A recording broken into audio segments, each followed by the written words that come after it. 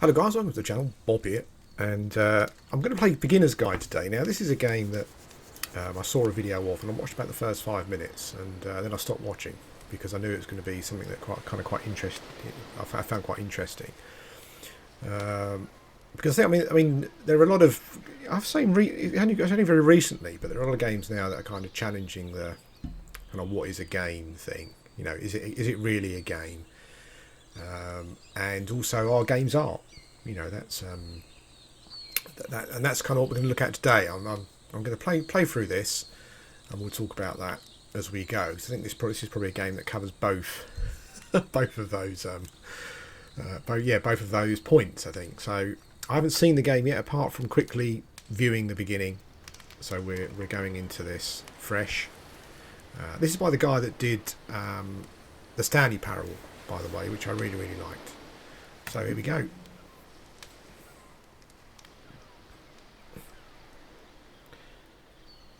Audio is on. Hope you can hear it. That's simple enough. Hi there. Thank you very much for playing The Beginner's Guide. My name is Davey Reedon. I wrote The Stanley Parable, and while that game tells a pretty absurd story, today I'm going to tell you about a series of events that happened between 2008 and 2011. We're going to look at the games made by a friend of mine named Coda. Now, these games mean a lot to me. I met Coda in early 2009 at a time when I was really struggling with some personal stuff, and his work pointed me in a very powerful direction. I found it to be a good reference point for the kinds of creative works that I wanted to make. So just to start you off, this is, I think, the first game he ever made. It's a level for Counter-Strike. You can walk around here, by the way. And mostly it's just Coda learning the basics of building a 3D environment. But what I like is that even though he starts from the simple aesthetic of a desert town, he then scatters these colorful abstract blobs and impossible floating crates around the level. Huh. And of course, it destroys the That's illusion weird. that this actually is a desert town, and instead this level becomes a kind of calling card from its creator. It's like a reminder that this video game was constructed by a real person. And it kind of makes you wonder, what was going through his head as he was building this? Or maybe the texture just This is went what I wrong. like about all of Coda's games. I mean, not that they're all fascinating as games, but that they are all going to give us access to their creator. I want us to see past the games themselves. I want to get to know who this human being really is. And that's exactly what we're going to do here. So, it's 2008, Coda starts making these games, and he never releases any of them. He doesn't put them onto the internet, he just makes them and then immediately abandons them, and they sit on his computer forever. And I think he really understood this image of himself as a recluse. At one point, he jokingly renamed his computer's recycling bin to Important Games Folder. So, you know, this was just how he worked. He tended to crank them out one after the other without even really pausing to try to understand what he had just made, until suddenly one day, he just stopped. In 2011, that was it. He made his last game, and then he hasn't made another one since. And that's why I've taken this opportunity to gather all of his work together, is because I find his games powerful and interesting, and I'd like this collection to reach him, to maybe encourage him to start creating again. And if the people like you who play this also happen to find his work interesting, then I'm sure it'll just send that much stronger of a message of encouragement to Coda.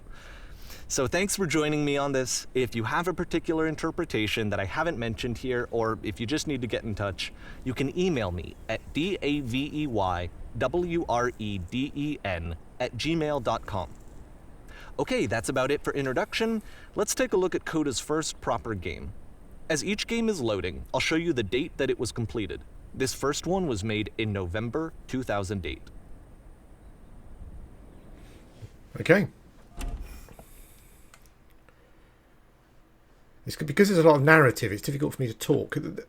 Okay, so I reckon the talking doesn't start till I go out the door. That's quite good. So my first impressions. One is that the way the narrative is kind of the way the narrative is coming across, and looking at how that previous level was designed. Bear in mind, I don't know anything about this game, But I'm going to assume that there isn't really a person called Coda. That's just part of the story that David, is it Redden or Reedon? Did he pronounce his name? That's just part of the narrative for the game. You know, I'm going to assume that he's produced this game and everything in it, and the narrative is that it was produced by a friend of his, who wasn't really interested in releasing them much as games. And it was funny because seeing those obviously those blocks and the wall and the boxes coming out of the wall and stuff, obviously in the wrong place. I kind of maybe being a bit cynical, but that none of it is feeling natural to me. You know, it doesn't feel like someone has created that because back in 2008, because that's kind of just how they did things. It was a way that they were thinking. Maybe I'm being a bit cynical, but it seems to me that level was created like that purposely, just so that it could fit in with a narrative of this guy did this kind of thing, if you know what I mean.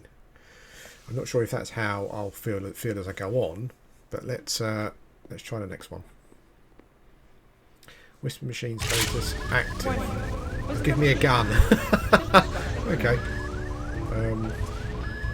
This game is called Escape from Whisper, and it's one of the more generic games you'll see from Coda. I can shoot. I can't get through that bit. Okay, let's go back.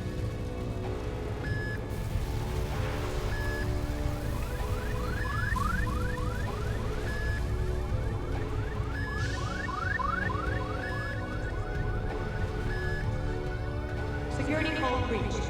Hostile alien life form. Hostile enemy life form. Okay. It kinda looks like this game was abandoned mid-development. For instance, you have this gun, which you'd think would indicate that there are supposed to be monsters or enemies somewhere. Yeah. But then clearly there are no enemies anywhere. You can't even reload the gun when you run out of bullets. But ultimately we don't really know. Maybe Coda thought that actually it was complete the way that it is. And I think that we should talk about his games for what they are, rather than for what they're not. Enemy force neutralized. Begin ship evacuation. See, I'm not sure you can I really. love how you can see the bottom of the universe from this room.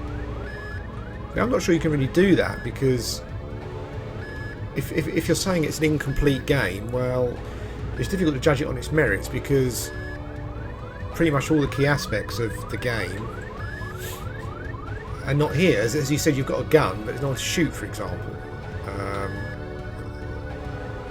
You know, I mean, that is obviously, I mean, he said it's cool that you can see the bottom of the universe. Well, kind of. I quite like the idea that the universe is just this square, this rectangular cube. But yeah, okay. But I'm not sure if you can judge a game based on its unfinished Apparently state. the space station has a labyrinth on it. Sure, I don't know. There's really no reason for it that I've ever been able to discern, so in the interest of time, I'm just gonna skip you on past it. Right. Okay. Again, that seems a bit... I was kind of going with it until that point, but then I kind of think to myself, well, you know, why is there a maze there? Again, it just seems as though the maze was put there so he could say, there's a maze here. I don't know why, but there is. Okay, this Yeah. is the part that's interesting. The game has this narrative about the Whisper machine and how it has to be turned off, and then you get to the engine room. Hey, you there, in the engine room. You could save us all. That beam is powering the Whisper machine. We could disrupt it by introducing a great enough heat signature.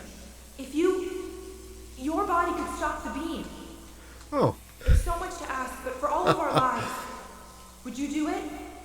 Could you give yourself? this is quite interesting. I guess this is the most interesting part of the game. Put yourself in this situation, and I guess you've got no other option, really. You're not going to be able to break through. This is not a branching point, unfortunately. The only option is to step into the beam. Okay.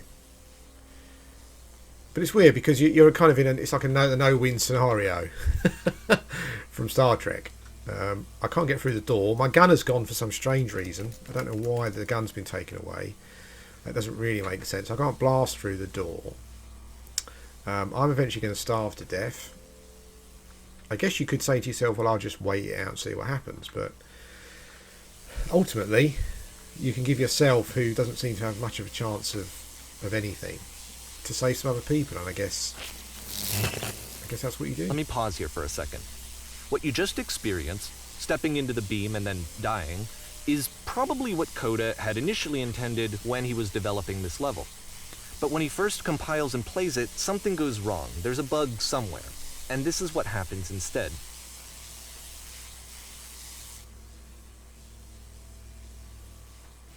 Oh.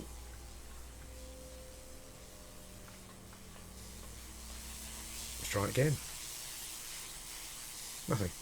Oh, looking at the map. The beam causes you to start floating. And this is an important moment for him. Because yes, this is technically a glitch, but Coda identifies something human about it, like how small it makes you feel in the face of this larger chaotic system. Or this floating could be the afterlife, a peaceful place, juxtaposed against all of the hysteria that you've just had to traverse. I don't even know. I have no idea what he was thinking, but what's clear is that after making this, something lodges itself in his brain. He wants to do more of these really weird and experimental designs. So he stops work on this and moves on to a stream of tiny little games that go in all sorts of directions. Let's go ahead and take a look at the first game he made after leaving this one behind. Oh, it's actually a square, isn't it? Not a rectangle. Is the narrative going to start? See, the problem the problem I have so far with this is that I don't feel as though I'm not convinced by the narrator that what's happening is actually what's happening. So try walking backwards. Okay. So what's happening is actually happening. That we're playing through some games that a friend of him created, and he's giving his opinions on them. Maybe it's just because I'm an extremely cynical old git, but it really, so far, the game, I'm not convinced by the narrative. The game feels to me as though he's designed everything, and maybe it's just him trying to be a bit too clever with regards to the narrative and whatnot. The past was behind her. Okay. Yep. In this game, you can only walk backwards.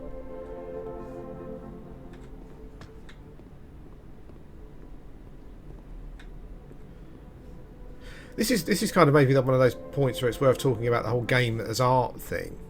If you look at the definition of art, essentially it's anything that's creative, that's been created by someone, whether it's generally visual, but I guess you have to include audio in that as well. Although music is never generally talked about as art, but generally it's sculpture, painting.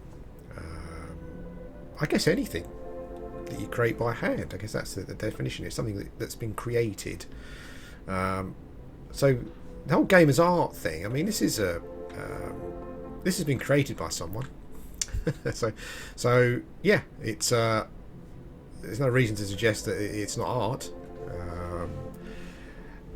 But it's weird. I think this kind of thing. This reminds me of a lot of art that I don't like. In the sense that it's trying too hard to be art rather than the game. Maybe that's the whole idea of it, I'm not sure.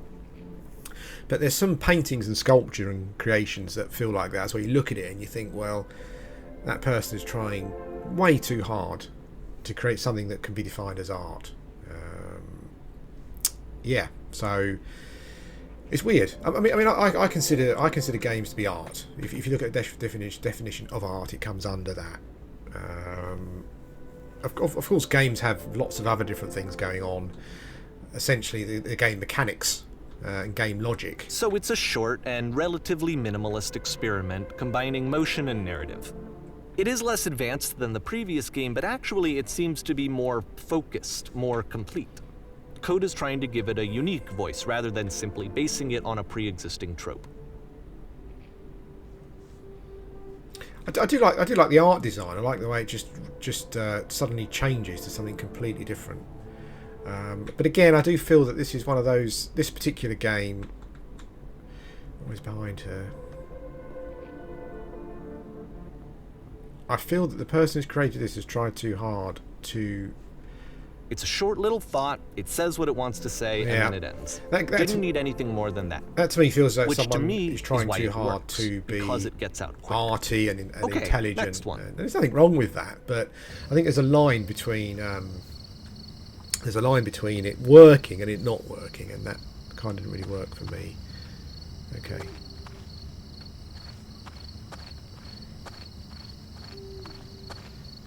You're now entering. Well, I can't leave the road.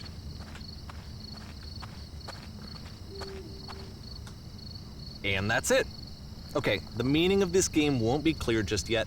Please be patient with me for a few more games, and I promise you'll see what makes it interesting. Okay. It's going to be really hard for you to make that interesting. Oftentimes, Coda would put bizarre titles like this one at the start of his games. I wish I'd known him at the time that he was making these early games. He would really only talk to me about his work as he was making it. Once he stopped work on a game, that was it. It was dead to him. And I don't agree with that at all, but what are you gonna do?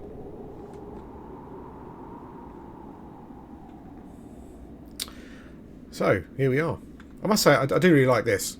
I'm a sucker for environments in games. I love open world games, and I love exploring and looking. And I have to say, I would actually, I know it's not the point of this, but I would play a game with this art style. Let's head upstairs. Of course, everything I'm saying in this game may be perfectly obvious to everyone else with regards to the fact that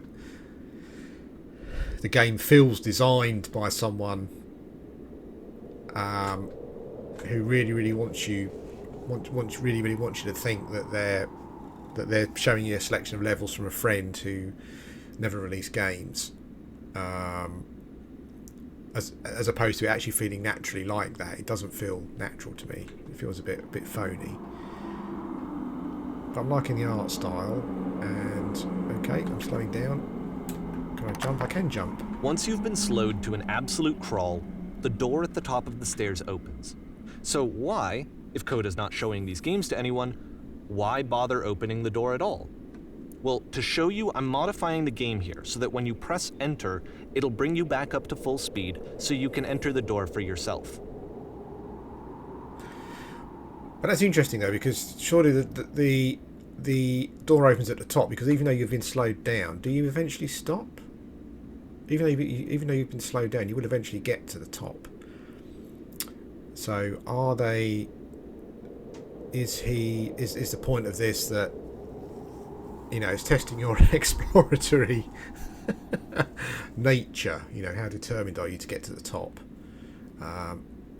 Assuming that I didn't come to a full stop, I would carry on going. But let's press enter anyway and see what we have. Oh, okay. Stand on an X staring at a bear for 3 hours. A game of only posters and concept art showing what the game is intended to be. A room that's warm and nice and filled with little ideas for games. You run a shop inside your own body, selling your organs strategically to make the most money before you die. I like that. Coda would often tell me that he didn't mind if people thought of him as cold or distant. He said that he knew that he was actually a vibrant and compassionate person, but that it takes time to really see that. It can be a very slow climb to get there. Play as a pair of floating eyes emitting footstep noises. You are the queen, dusting your jewelry while your kingdom is destroyed. You are a gate. Oh, okay.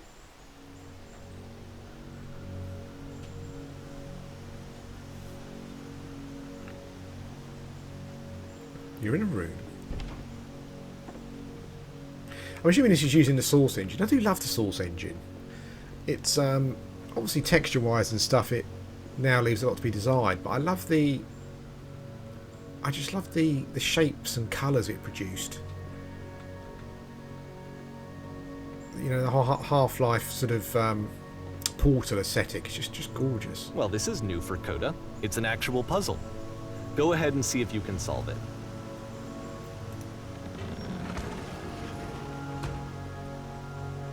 There's a little smoke effect there. You can't really see it because it's very dark.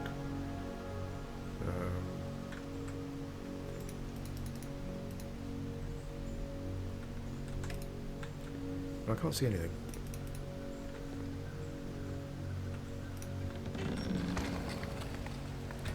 Let's open the door.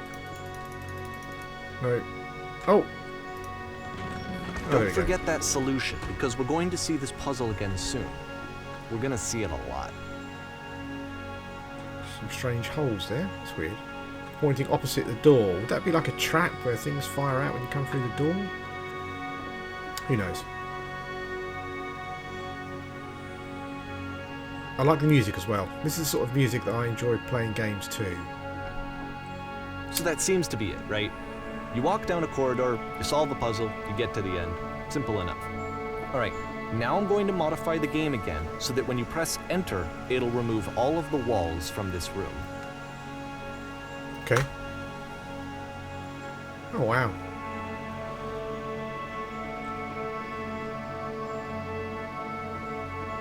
How about that?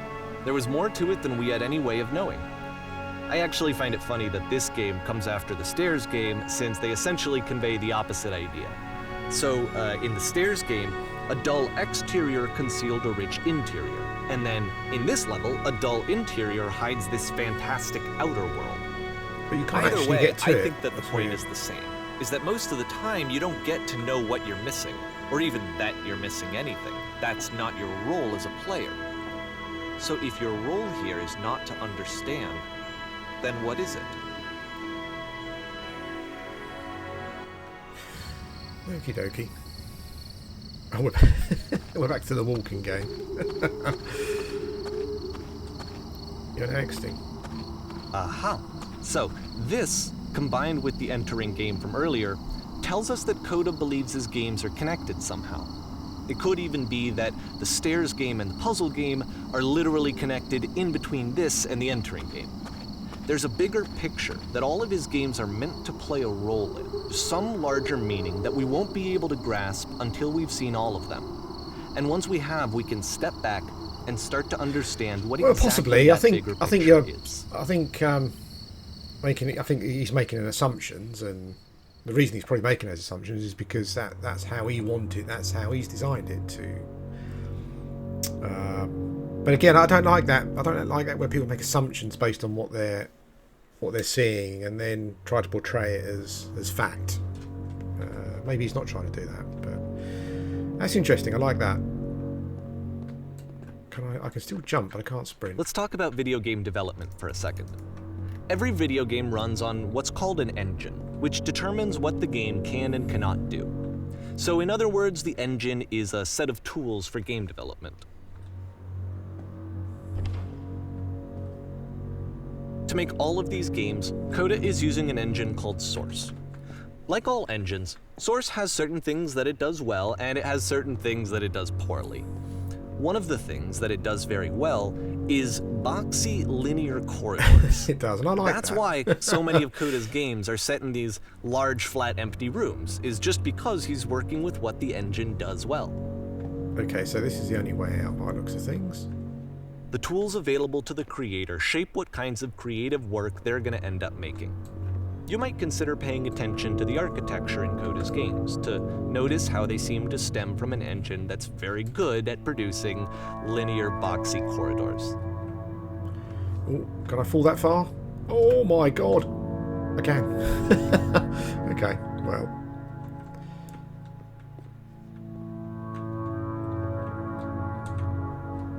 It's funny that, I mean, it's interesting, the shapes are interesting, but it's interesting creating a part, you know, a something like this, but there is no consequence to it creates this sense of kind of depth and vertigo, but there's no consequence to actually falling in any distance. It's quite interesting. I guess maybe it's all about the exploration and the shapes. Oh, Okay, so we've reached a bottom.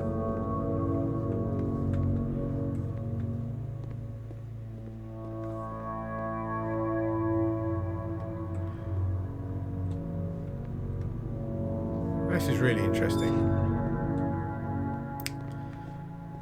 Wow, it's like a prison. Holy smokes.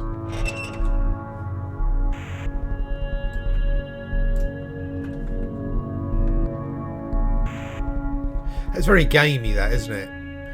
Where an obstacle you could quite clearly climb over. Easily climb over. But the option is removed from you. I don't like that about games where they do force you along a path with obstacles that don't really make any sense. Like I can't go that way. Okay. This prison, funny enough, in Coda's original design, the doors stayed shut for a full hour before letting you go. If you don't mind, I think we're gonna skip that. This is something that he and I used to argue about a lot. You know, whether a game ought to actually be playable, whether it means anything if no one can get through it. And I would always defend that, you know, all this work goes into the game, why not make it playable and accessible? And so we just got into heated arguments over it, and there was one time that after one of these conversations, he went home, and a day or two later, he sent me a zip file entitled Playable Games that was full of hundreds of individual games, each of which was just an empty box that you walked around in and nothing else. Believe me, I played every single one of those just to find out if there was like a gag hidden somewhere. There wasn't. Also, it could be quite. I mean, I imagine that could be quite. If you're looking at doing some, you know, if you could obtain data from this game, for example, it'd be quite interesting to see how many people waited for the hour for the gate to open again. Almost like a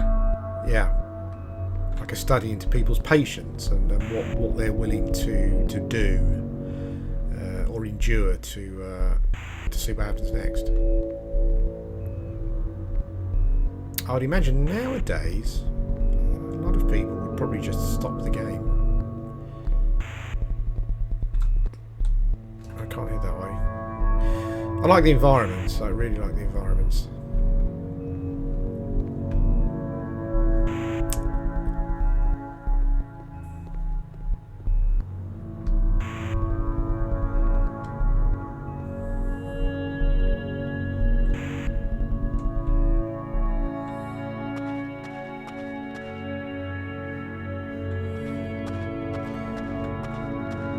It's quite jarring the way the environments change within the same level. It's the puzzle again, with the exact same solution as the last time.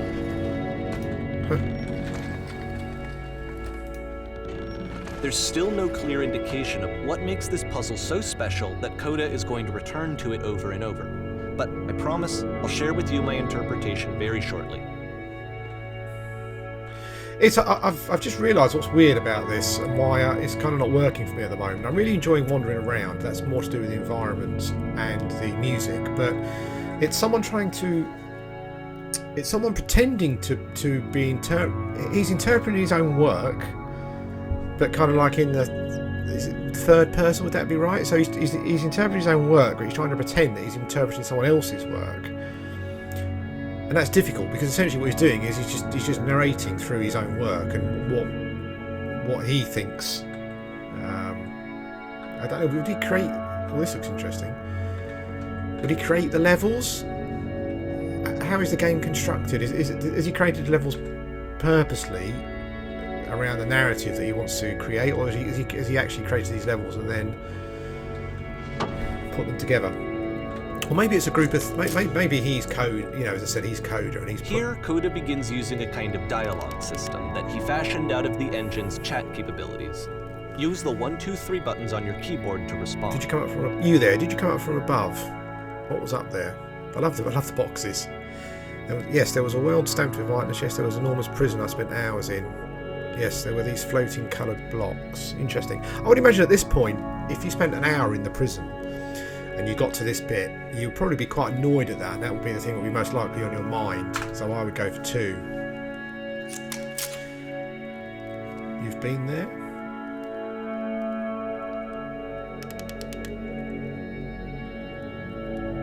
It's interesting because when they're listening, that means that when it's listening, it means they're listening to you. But it seems more, and when they're speaking, it says speak, so they're talking. That's quite interesting. It seems more logical the other way, where if they've got listen on, then they want me to listen. When it says speak, they want me to speak. But anyway, did you have to get through a puzzle with 2 doors and switches? Yes. I'm gonna go for number 3.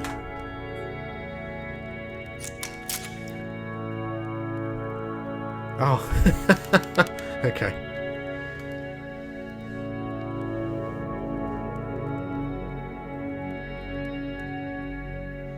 Let me tell you about. Okay, so they want to experience it, and they can't. They can't work out the puzzle. Let me see if I can describe it to them.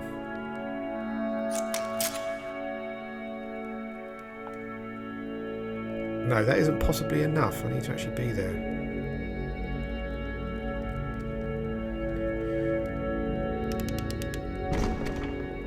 Oh, okay.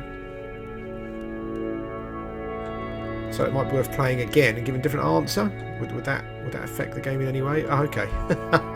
Right, fair enough. Right, okay. Yes.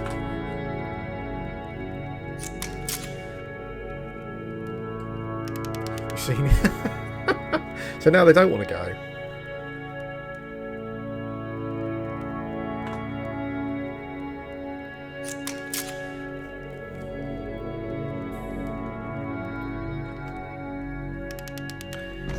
Well, I like these guys. I'd like to see them in a game. But it seems as though he gave the correct answers this time.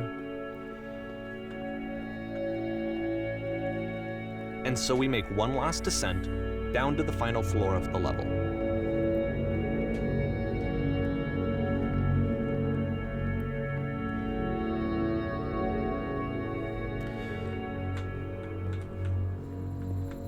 Okay, looks quite Half-Life 2-y.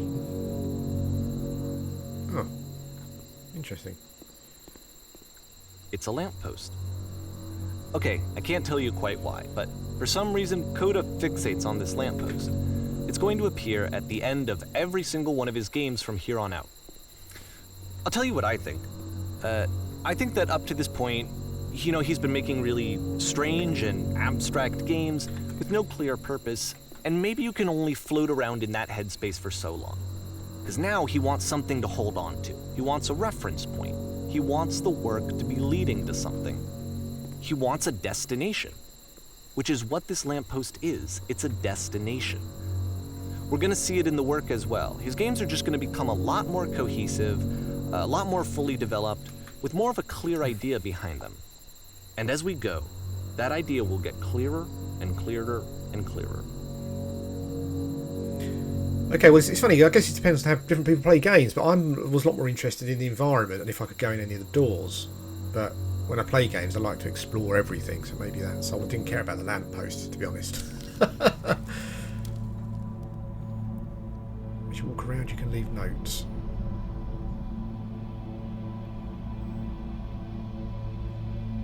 Oh, okay. Okay, guys, I'm going to stop this video here.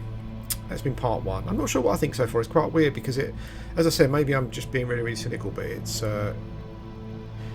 feels as though it's someone who's created this, who's created this game, and they're narrating it. Obviously, the narration is that it's created by a friend of his, but he's trying to commentate on his own game.